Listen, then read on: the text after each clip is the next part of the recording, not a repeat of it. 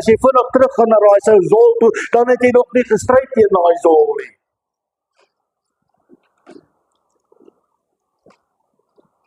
Hy sê, ek wil hê, jy moet lewe werklik vry en vol van my teenwoordigheid.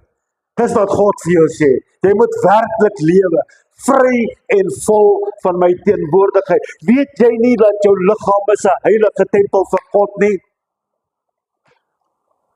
Hy is 'n heilige tempel, vry en vol van my teenwoordigheid.